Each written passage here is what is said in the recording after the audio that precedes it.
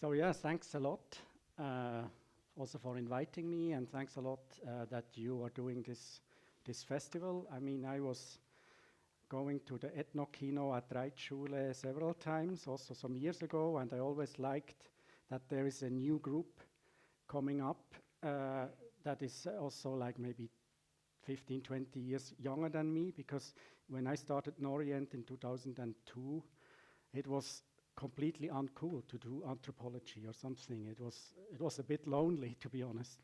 And so I started this Norient, and then we started to do a festival, and we were surprised that people came in a way. And the festival is now like has 15 or 14 editions. But I'm happy that a new festival is coming as well. So it's always good if festivals exist. So I will only talk for 20 minutes quickly. I want to go a little bit through my work, how I try to do things, and then we're going into a Q&A, a discussion. You can ask questions about contradict film. You can ask questions about the points that I mentioned. I mean, it's my first master class ever. It feels a bit strange. Master class. I mean, I'm basically trying, like everyone is trying to do reasonable work, try to do research, try to connect with people, and try to put it into a movie, and or in a documentary or into an ethnofilm. And I guess some parts are funny, some parts you like, some parts are delicate, some parts you are maybe annoyed or you have questions. You can also, after in the Q&A, you can also attack if you have critical thoughts, because I have also always critical thoughts about certain decisions. A movie is something that you make together. We were two people co-directing, Peter Guyer and me, and then you have an editor, and the three of us and the material and all the material from the artists together became a potpourri. It became like it has its own life somehow. It's not like a rice bread. It's not something you plan from A to Z. So anyway, and also I don't understand everything in the movie still now, and there's a lot of questions also. Whenever I see it differently. But let me first start with some, let's see if this works.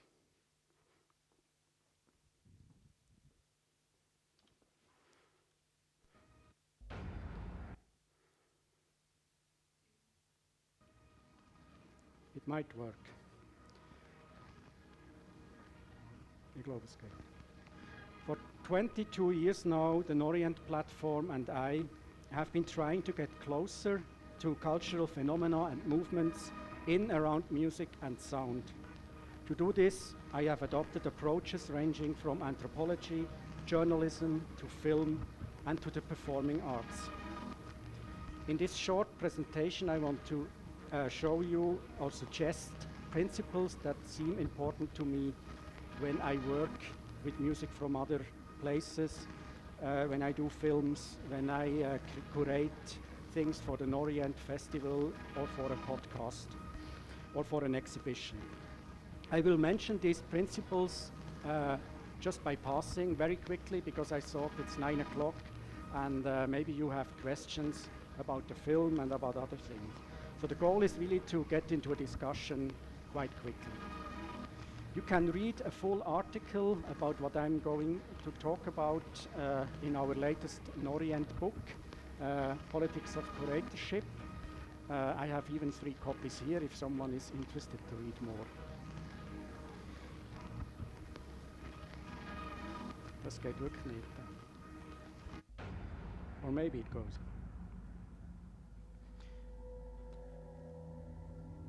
In 2005, 2006, Beirut. 2 crucial years for me. They lead to my PhD and my first book. How do I get closer to music and sound, closer to artists, closer to social political phenomena around music and sound? That's what I ask myself as I roam the city, interview over 100 artists, read as much literature as possible, attend shows and rehearsals. How do I go deeper? Going deep is principle one for conducting strong research and inspiring curation, I believe. If we do not go deep, we risk telling superficial stories. We risk giving platform to the artists who are best promoted or shout the loudest on social media.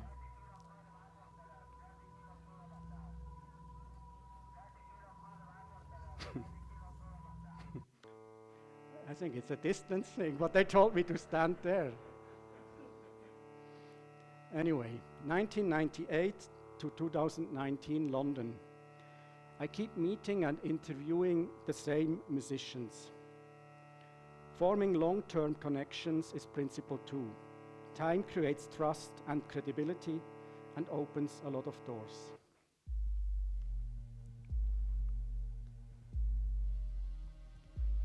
Staying as independent as possible is my principle three.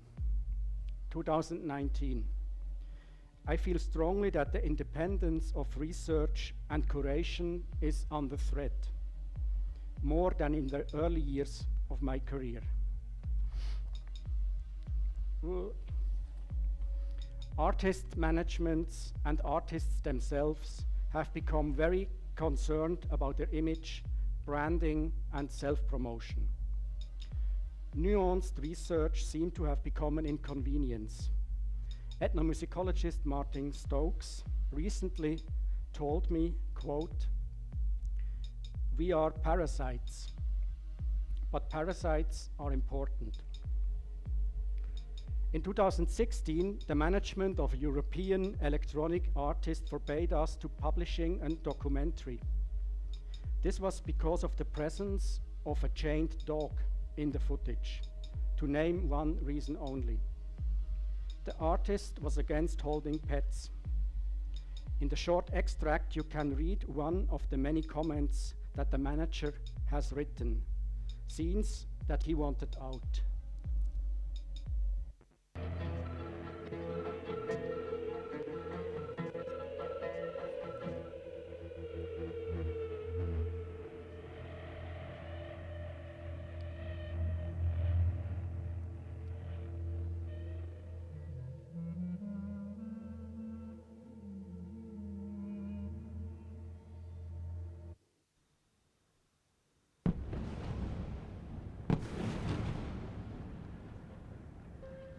In 2006, back in Beirut, war between Israel and Hezbollah.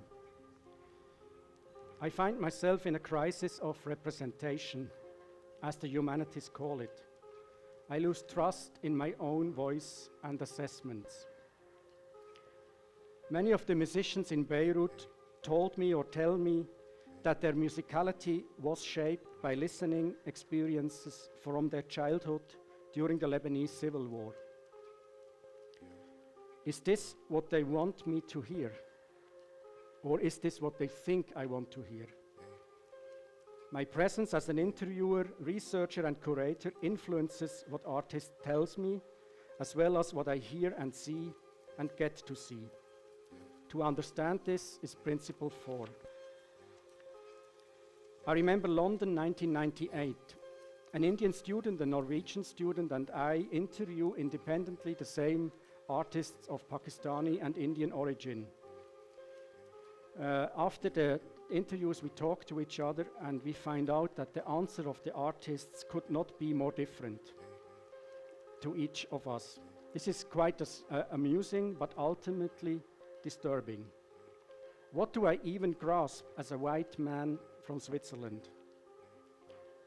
In 2016, I play God and I explain the world in my theater production, Clash of Gods.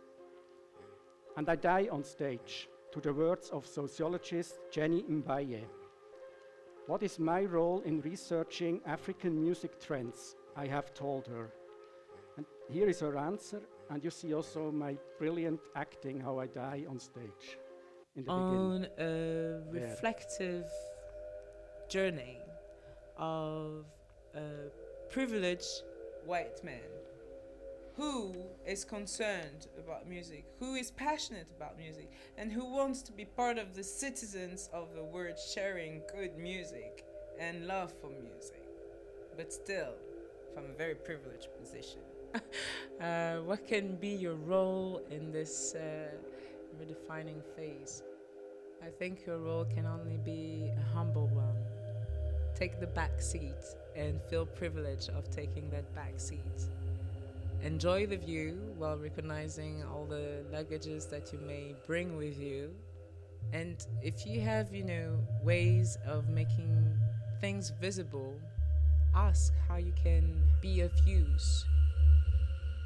So yeah, take the back seat and feel privileged for enjoying the view, you need to stop that now. You need to stop it.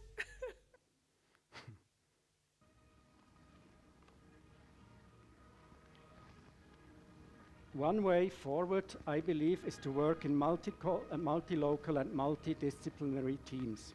This is principle 5. I strongly believe that we need to find new ways to collaborate and think about curation and research differently. 2002, I found Norient. I started to contrast my ways of seeing and hearing with those of others. I wanted to create a blog that hosts the writing of many people, starting with freelance journalists from Switzerland, Germany, and Austria, and then more and more people got involved. 12 years later, 2015, the team at Norient co-curated the first Norient exhibition called Seismographic Sounds, Visions of a New World, which toured various European cities and culminated in the book of the same title. In total, 200 artists, scholars, and journalists from 50 countries contributed to this truly multi-local and multidisciplinary project. It was our greatest effort so far, I believe, and it had consequences.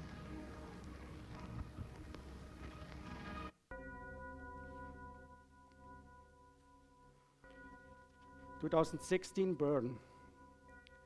Norient has taken up so much space that I have no room for my own creativity anymore. I have become an administrator of too many voices. I am close to burnout. International collaboration has taken its toll. Researching and curating with Norient, I was continuously sending out hundreds of emails and messages, calling and recalling people, and discussing ideas, workflows, and fees. If no one answered, I would search for alternative ways, stay positive, keep moving forward. The same situation we still have at Norient. To work, it's important to work in global and multi-local settings, but it's not so easy. And if you're an artist and a scholar or a freelancer working in the creative field, principle 6 is really to look after yourself. An artist is a very sensitive type of human being. You can mess with a person like this and have them completely depressed, suicidal, wanting to end everything in their lives. It's all about dominance, control, power. This industry has potential to make money. So a lot of people don't really care about the women that they're working with.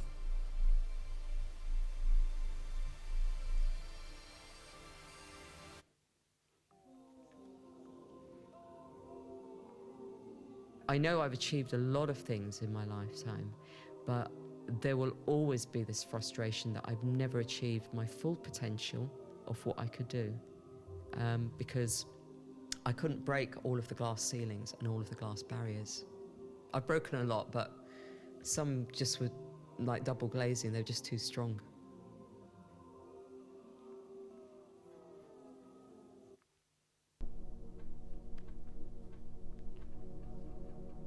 Since 2021, one of Norient's biggest steps has been not only to work with contributors, but to invite them to curate and co-curate our events and projects. Principle 7 is to decentralize power and authority. It is about letting in more eyes and ears to offer new perspectives. With ethnography at its core still being a colonial approach, we must keep thinking and reflecting on how to rewire power relations.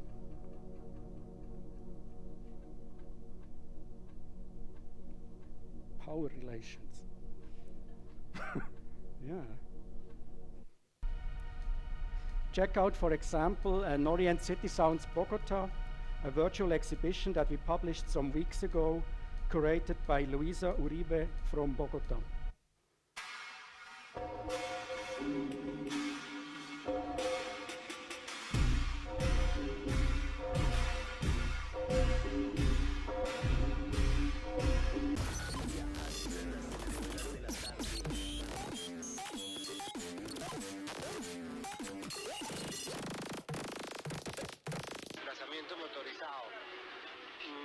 Creo que todos somos en alguna forma choferes de primera generación.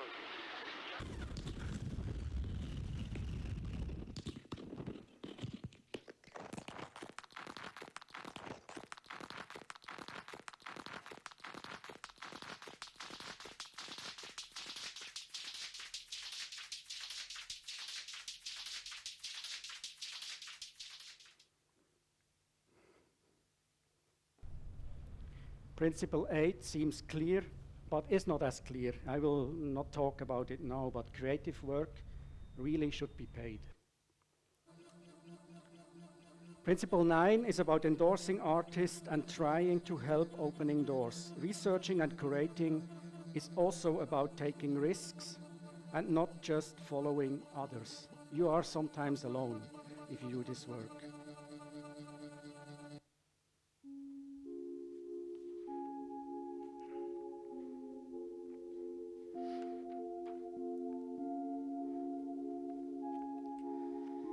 Last week, I used a radio show at Transition Radio to create an homage to Beirut, to all the artists I know for so many years, their families and friends, and to draw attention to fundraising actions of artists and international organizations in the region.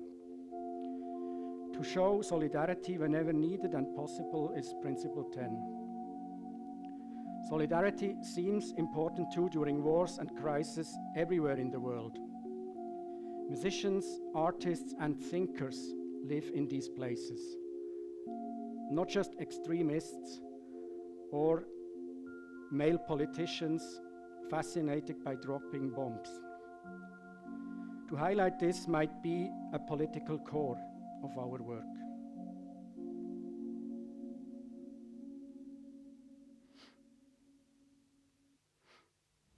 I don't remember this, but my mom used to tell me that I would listen to music just to not to listen to the bombs anymore. So I put the Walkman, like a little Walkman, so just to avoid the bombs.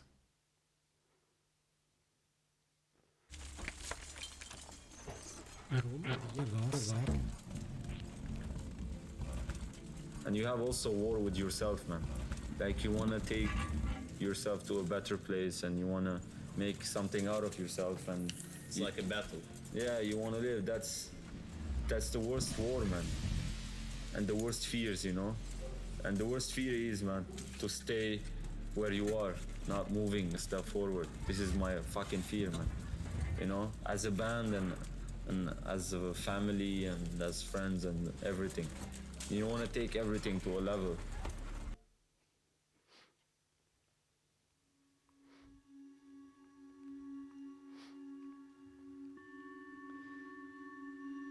The name Norient was mainly inspired by the UK, Pakistani and Indian musicians of second generations that I met at the end of the 1990s. They complained and made fun of all the stereotypes with which they were constantly confronted. It was actually quite fun back then, sometimes I think. I mean, now we are really in a time when I'm still in contact with a lot of artists in Beirut. And to hear their voice messages when they talk to me how they are is like really difficult, because these were people or are people full of energy and creativity and super smart, and now you just hear these voices that are completely afraid basically. But back then when we started, it was more like a joke, this Orient thing, you know. It was no Orientalism, it was a wordplay with Edward Said's Orientalism. It was about not looking at others through stereotypes, but going there and look what are these people really about. And so no Orientalism, disorientation was the core idea of it.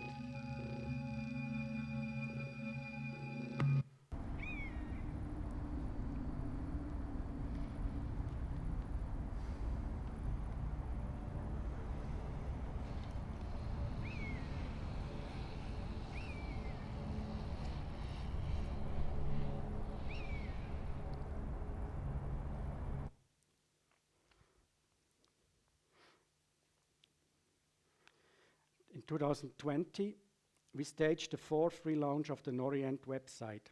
We renamed it Norient Space, the Now in Sound, signaling that we want to speak about our contemporary world through music, sound, noise, and silence.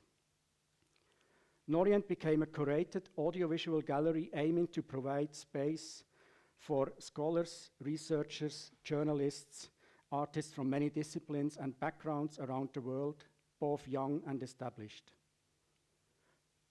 Publishing our research and our curation in fitting formats is principle 12. The aim is to publish in formats that appeal to different senses and remain deep and multi-layered. It's a bit similar what Etta said in the beginning.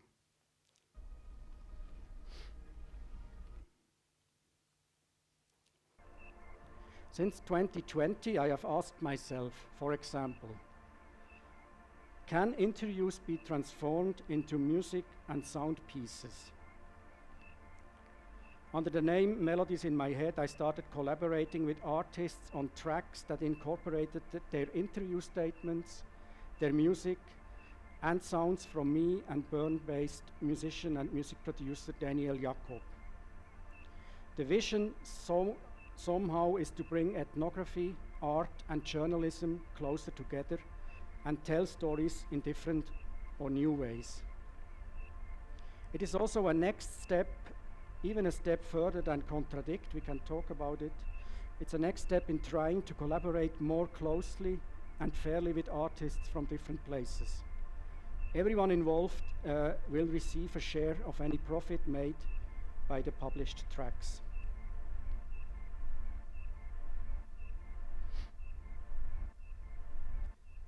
The flamingo, he really is always with me, this flamingo, since we put him on the... People gave me gifts from flamingos and things. I believe life is a sine wave, and sine waves is a really smooth wave which goes up and down. How much it oscillates between these, it varies. Sometimes it's this, sometimes it's this. In your life, sometimes you're gonna feel like you're on the top of the world, everything's like brilliant, like, you know, like when you're a kid, it must be the first time you had your ice cream or something, you're like, yeah, and then out of nowhere you might fall down, some skater punk comes, drops that ice cream off your head.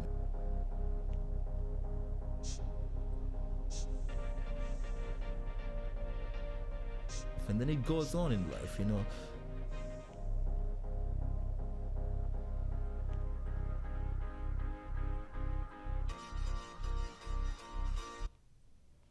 So I believe we need to live flatline somehow. So when we get too much, no, don't get too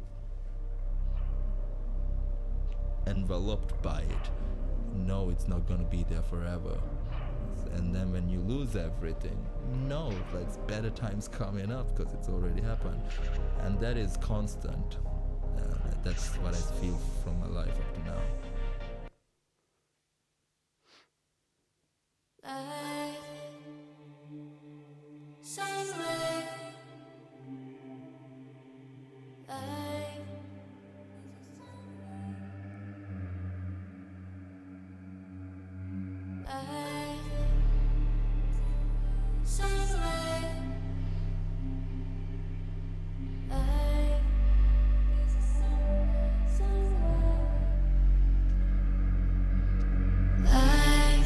Is a sine wave, sine wave.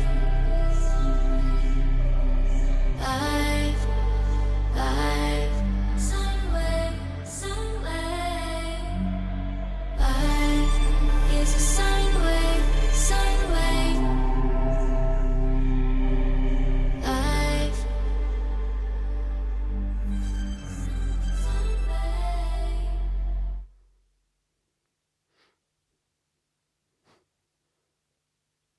Today, I personally strive for a balance between my artistic projects and research and my role at Norient. The goal is to keep up a stable platform through which people can improvise, take risks, and create. A platform where aesthetics, positions, and practices collide or come together. I strongly believe that our contemporary world needs visionary thinkers and artists and strong, independent, non-profit platforms presenting their work and their thinking to a public.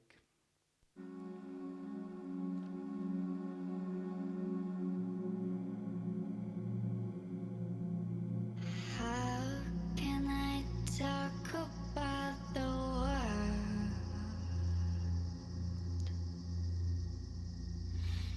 Talk about the place I'm living close to life,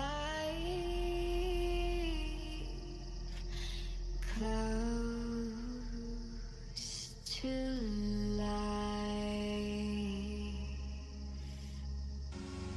I want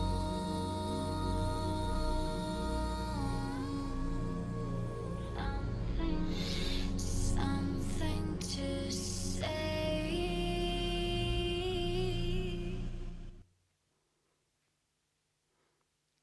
Thanks a lot for this. That's the first part. Support if you want to become a member of Norient. We can need the support. We are a fragile organization, even though we live for 20 years. And yeah, thanks. That was the first part. And now we go into some questions and discussion.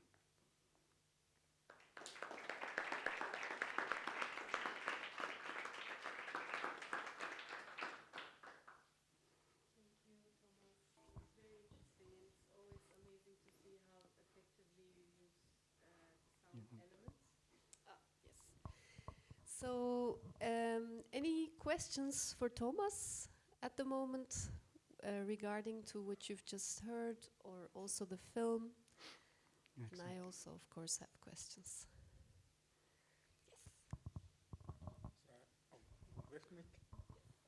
All right, all right. So I just jotted two questions, but the first one is enough.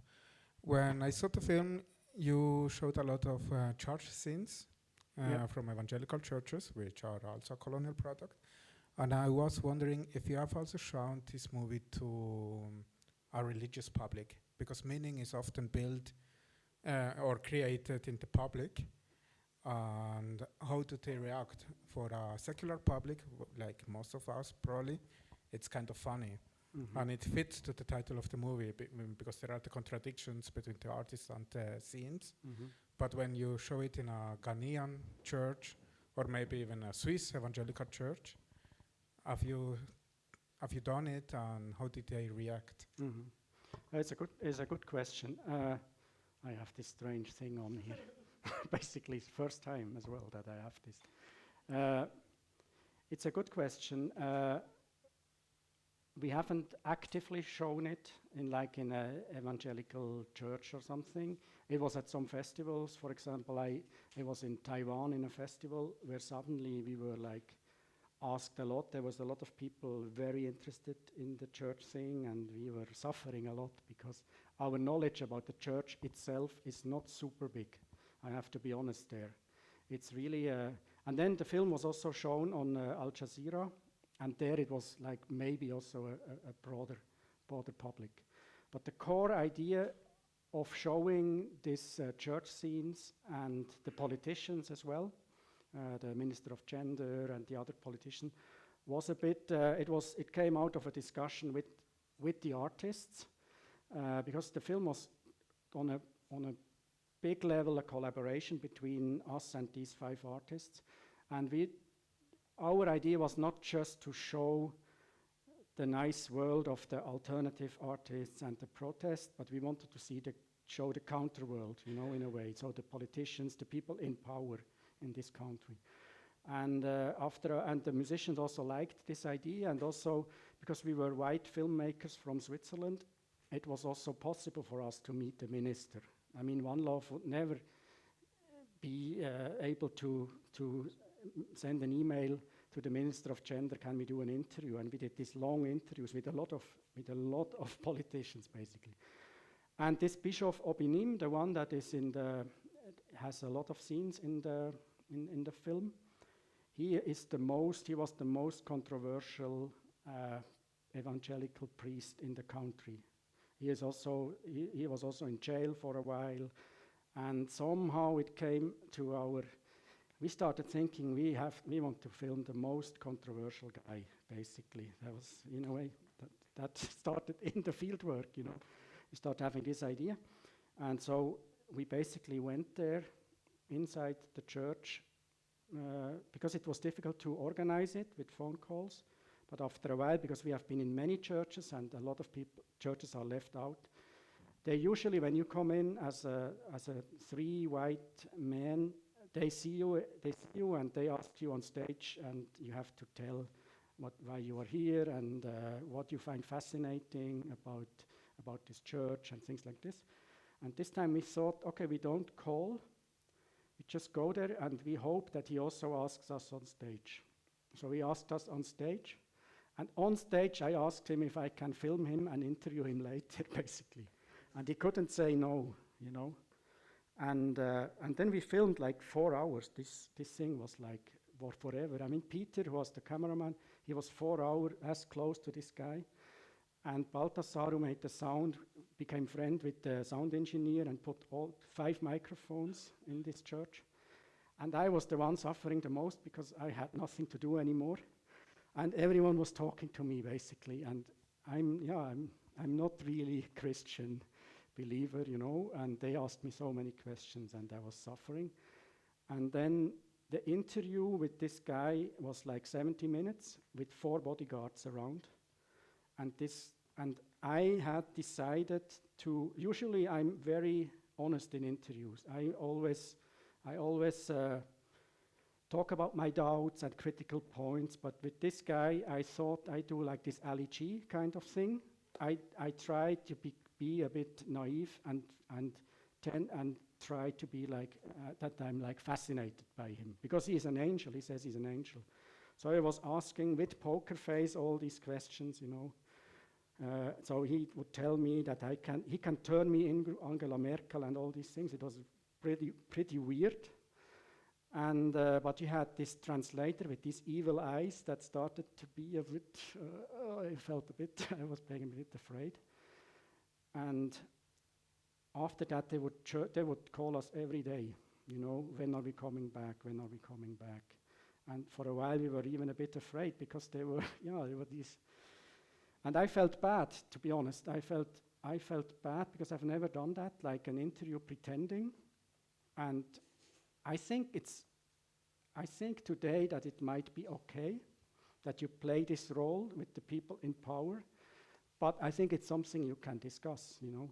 We also kicked out a lot of scenes with this evangelical priest because he became the hero of the film. The more you have him inside, the more people love it, you know.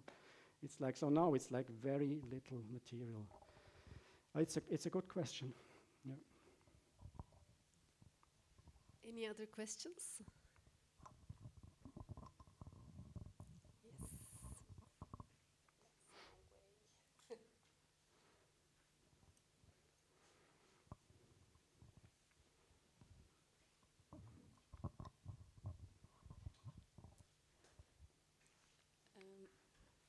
You hear me like this? Yes. Okay. Thank you, first of all, for the movie and the talk.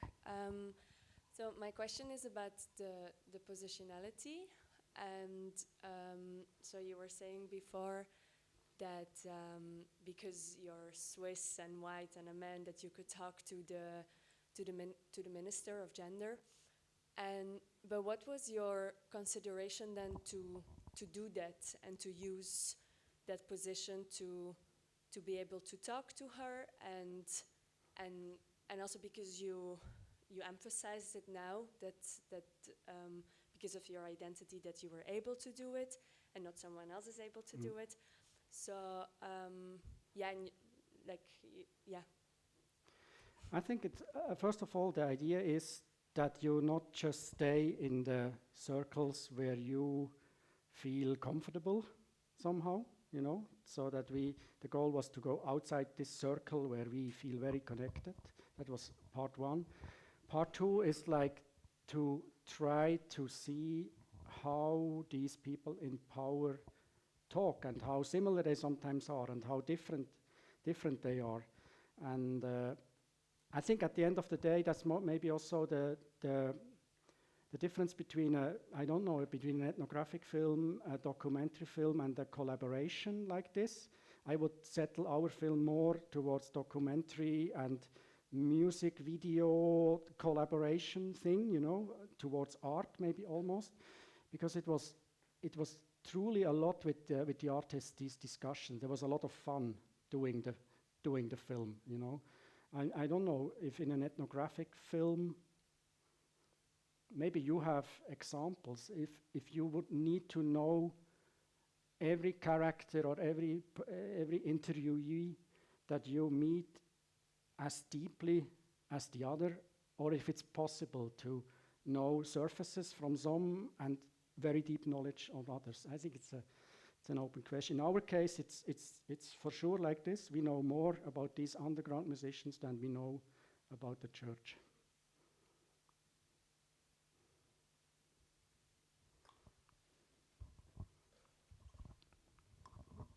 Thank you for telling But us. I would do it again.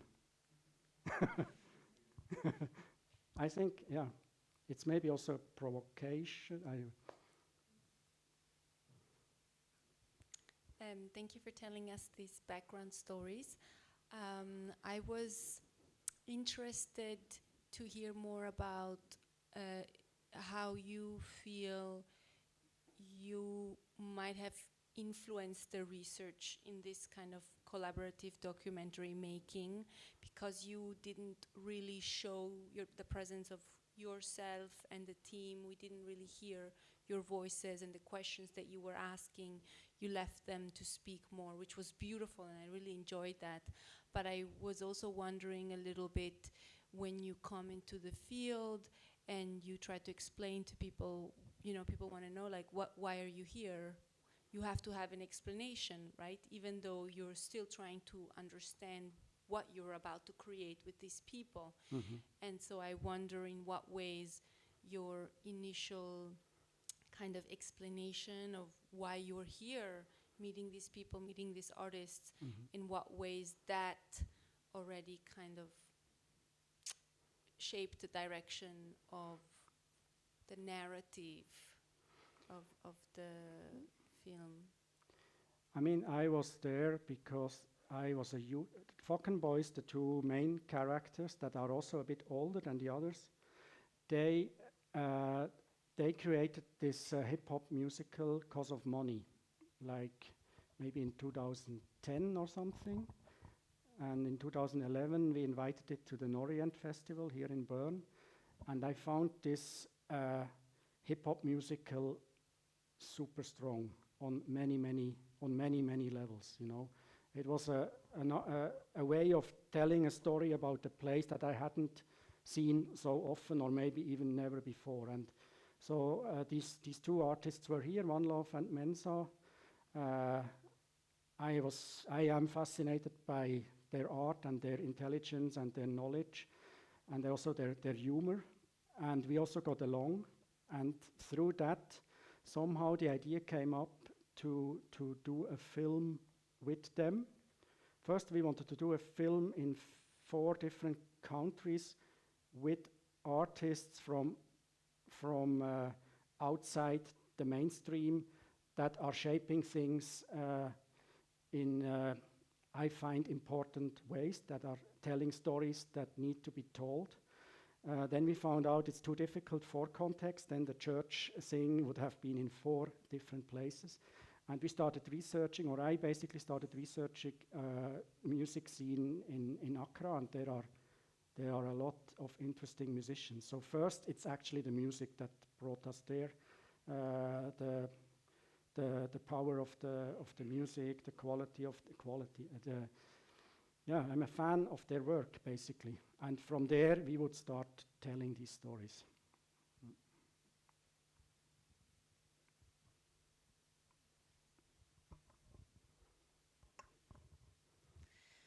So thank you for the film. I am also interested about your position. So I was like curious to what do these guys, what kind of films do they do if it was not you? If they would do it by themselves or someone else. So is it you are from Switzerland or Europe, yeah? Okay. So they were like criticizing kind of America, but I kind of never, so maybe I heard something, but not about colonization from Europe. So that's why I was asking myself, is it because you are the ones from Europe or from Switzerland and these guys are like kind of behavior, I don't know. Yeah. So It's a fair question. No, this song "Help America" existed on a record already before we even started filming. It was part of "Cause of Money." So this discussion was not something that was new in a way. What was new is that the other guys started to do "Help America" too with Donald Trump, basically. This was new, but I think it was more of an inside joke with the old song. It was a next thing. What changed is difficult to answer, to be honest. I feel we are in alternative music scenes worldwide. A lot of people, we feel quite connected. You know, there's a lot of people who told me as well, sure, there is this privilege thing, but we are basically trying that these alternative voices find a way forward, you know, and we are collaborating on many levels in small projects, non-big budget projects. In this project was with more budget, but there part of the budget went to these 5 artists that they would create they create a song and a video with the local crew that they usually would work with. And in these songs, we would not interfere what the songs were about. So basically, the first step was that they created 5 songs and ideas with the video, and then we would do things around these video clips. So basically, we were there shooting the making of these videos. And then we took side roads. But the core was these 5 videos, and these were carte blanche. How much they thought, sure, they would have thought it's a film that is going to be out in Europe or maybe in festivals. Sure, they maybe have an address in their head to a certain extent, but I don't see that their music changed dramatically from "Cause of Money," which they did completely by themselves. But you would need to ask them as well how different it would be, you know. Yeah.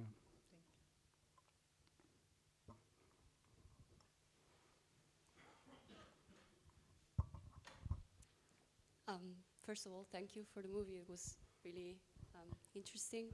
And I feel like there was a narrative going on, right? And there was an underlying theme of activism and presenting Ghana and the culture. And it started at first as mocking America and then presenting and political and social discussion about problems, economic, political, social again. And the main group, the main characters that were telling the story was this group of artists.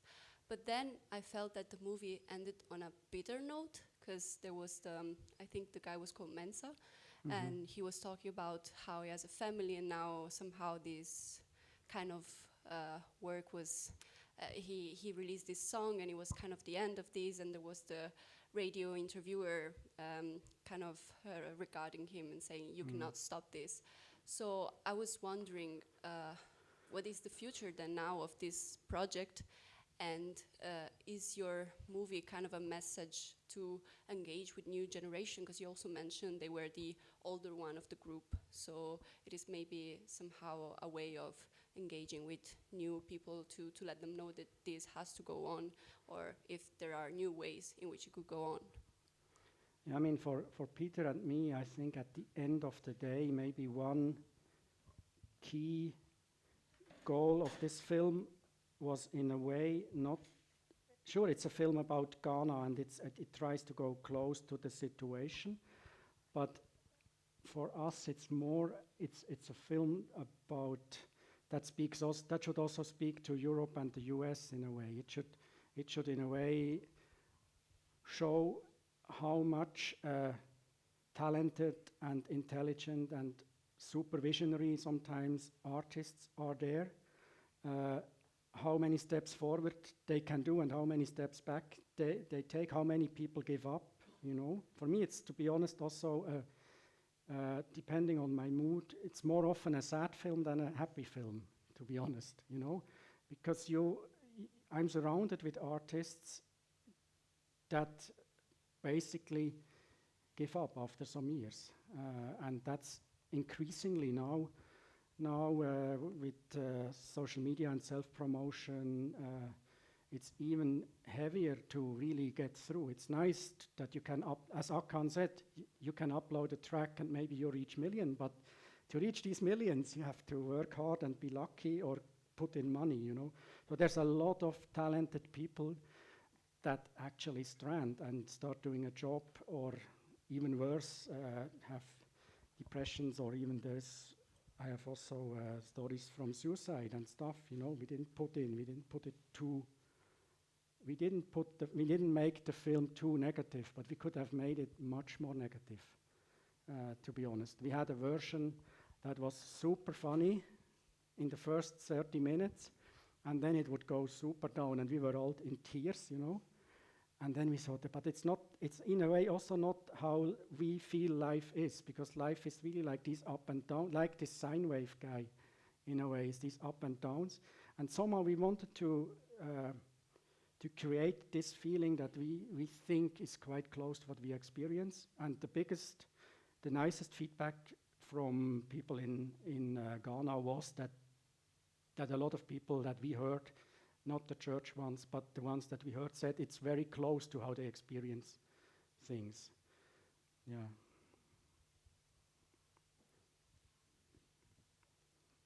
So we are coming a bit to the closing of the evening. Yeah, there's so much to say and so much to ask, because you are really taking us into this mix of genres, from music research, ethnomusicology, activism, coloniality. There's like so much. It's like a treasure to follow your work.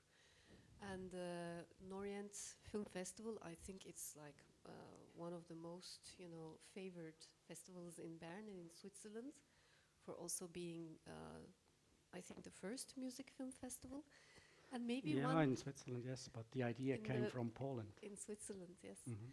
And maybe a personal question, if I may. Mm-hmm. It's like, how come, of course, I mean, you have all this richness. It's like you're a fountain of creativity, and you're very good with collaborating with all these multidisciplinary artists.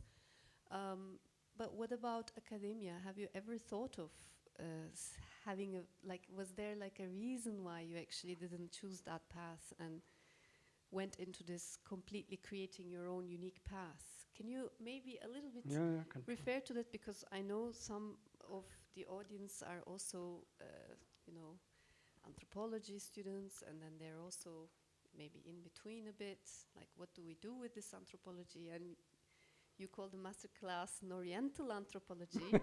So you need to tell us a little bit about that, and also what does Orient mean, as in a word and as in. Yeah, I mean, at the end of the day, I really come from music. I played music, I played saxophone, I always did things, and I'm doing music still.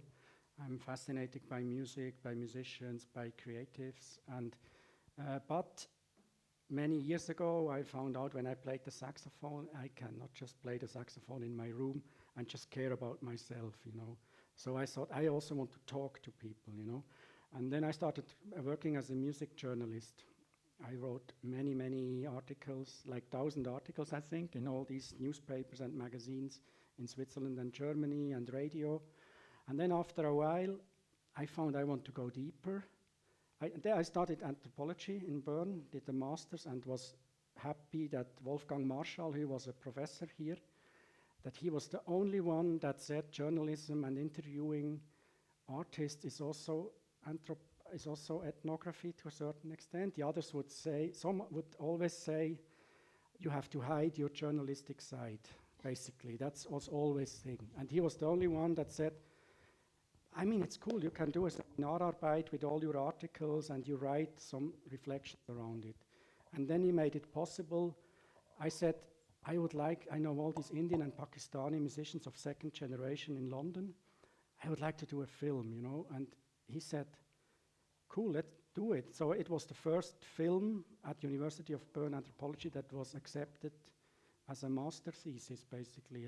By More Incense, it was in 2000 or so I did it. So in a way, I was lucky that this Wolfgang Marschall was there. Sometimes you need people who help you, you know. And I was happy also that back then, I was lucky that back then as a journalist, you could earn 300 francs, 500 francs, 1,500 francs, 1,500 francs for one page in Neue Zürcher Zeitung. Today it's 300. And back then, so in a way, you could make a living with, I don't know, 2,000 to 4,000 francs a month, more or less. So you could stay in London and write and do research. So basically, I did field, and then after some years, I wanted to go deeper. After 4 years after the masters, I decided to do a PhD. So I was in Beirut for 2005, 2006, and then also in the war. And then there was a moment where I was a lot in conferences, and I also teach sometimes seminars. But I'm not a teacher somehow. I don't really like so much to be in front and teach things, you know, because I have hundreds of questions. When you ask me these questions, I have thousands of questions in my head, and I just try to survive with my answer, you know. In a way, or these things, you know, these are important questions, but it's I think not where I can flourish, let's say like this. So I like field work. I just meet hundreds of people. I meet from all the generations. I touch every stone. So in a way, it's not by chance that I end up in these churches. You know, it's curiosity in a way. It's curiosity and bridging things. If someone says you should never meet these people, I try to meet them. Things like this, you know. In academia, I don't know. Maybe I don't fit, but I'm not sure. I think what we are doing is, in a way, academia. We try to tell stories about our time. Yeah, sadly, with academia, it's very text-driven. You know, it's very publishing and in a non-journalistic way with journals that not much people will read. So I think was probably you did a good choice to open up to the world, and thanks to you, we had the chance to dive into a world maybe most of us wouldn't have had the chance to ever experience or see. And would you like to make some final remarks? Yeah, I mean, final remarks are really like, no, to be honest, it's like we are really in a difficult time, you know. I don't want to sound negative, but also me doing all these things, maybe it now sounds, it looks like we're doing a lot. We are also doing a lot. But there is almost burnouts, and also our team, it's like on the edge of things, and we are working really hard, you know. And I think it's important that people have this drive to create things. And I don't know my final, but I'm in a fragile moment, let's put it. I'm fully motivated and full of creative things, but at the same time, you feel that everything falls down, you know. And this Beirut thing, because I know these people so well, it's like really hard a bit. So you're speaking about the particular work with Lebanon or with Norient? No, you ask me it's about how you do research today, you know. You know, Thomas, like maybe just for the audience to know, tomorrow we also have a masterclass after the film screening of Iranian filmmaker, and it's incredible. Like yesterday when he tried to fly, he couldn't because Iran went into a war. And he said he felt like, oh damn, I was preparing for this masterclass since months. Mm-hmm. You know, how he's a very young talent, but and he was even like, oh, who am I to give a masterclass? And we're like, you know, it sounds cooler, people will come. You know, it's better than saying workshop. But also mastering, also in a decolonial way. By mastering, we don't mean like, you know, there's like this hierarchical authoritarian position, but actually we call masters, through the perspective of Ethnokino, people who actually inspire us and who kind of pave ways, pioneers, right? So this, that I wanted to communicate, now I'm making the final remark. But so what happened is, I said, oh my God, Faraz, so it's not happening, you're not able to come. And he said, no, I'm gonna make it, I'm gonna come. And he went en route on bus from Tehran all the way to Van, Kurdistan. He's been like traveling non-stop. He went to Erzurum, then to Ankara. Now he's flying to Istanbul. And after 30 hours, he's going to be here. And this, you know, this resilience actually, like for most of us, because I also come from Turkey, you know, and for us, we have these setbacks so often. Trust me, we're gonna be fine. Yeah, no, I'm not talking about the setbacks. You know why? Because this is our life, you know. This wars, conflicts, bombs, dictators is really our life. But we're still here, standing still. You know, Faraz is coming his way. And I know you have a big heart and you're like, oh my God, I can't do anything. But I also don't feel comfortable when Swiss people feel so like, what you call it, like that they go into this shame, this blame, you know, about privilege. I think we should pass that conversation. We should really look for, I agree on that.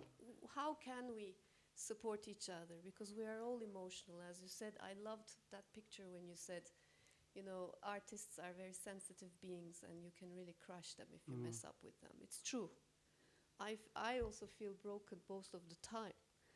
But, you know, still we do this festival because we want people to come together. We want them to have these synergies. We want them to create things together. You know, it's just like this hope, I think. No, that's true. That also drives me and us. It's not the privilege thing is just a constant thing that you have to find ways how to still, because I think it would be stupid to stop collaborating. But the other thing that you said, the hope thing, I agree. But there's also some realities. I mean, I know so many musicians that have no chance, people died, and so it's like, hope is one thing, but you should also see how many dreams are crushed, you know, even with resilience. And resilience is a nice word, it's cool if people are resilient, but there is backsides, it's not just hope, but you know. Also like, you don't have a choice, you know. Yeah, either you're given the choice of despair and like being completely broke, or you have the choice to like, no, I'm gonna make it no matter what. Yeah, they do it. Know, Yeah, like yeah, but it's not everyone is as strong, you know. True, yeah. Not everyone is as strong, and yeah. But we need probably another another meeting to talk about strength and hope. And these are very deep conversations, and they're very, existential. And you're so right, it's really about our emotions, but somehow in your work, I was also following the melodies in my head when you did this wonderful concert, and it was fully booked, right? Like there was like hundreds of people. And I've never seen such a thing before, where you have research, people on the stage, some people are you're filming them, and then there is this video, then there's this incredible music, all composed, dancing. This is just so amazing, how like this whole mix of genre. And then in academia, when you do that, they go like, oh, you're so mental. Like, what are you doing? Are you nuts? Ethnographic filmmaking is just like people going and filming tribes. And we're like, we're past those stages, like now it's a different world. And thank you for showing that world. So maybe what I could give on your way is, don't let people tell you this is not anthropology and this is not that. Take risks, believe in the way that you want to tell a story. And if someone criticizes you, try to think if this, on which level do you think this criticism is good for you, is right, or on which level you say, like, no, I want to do it like this. So maybe stand to your position and try to go forward. That's maybe the only thing. Because at the end of the day, if you don't do what you want to do, you will never be happy, maybe anyway. It's a very good note to end. So I hope you all choose happiness, so follow your dreams. And very and cheesy masterclass. We will listen to music. More music now for us before we slowly depart.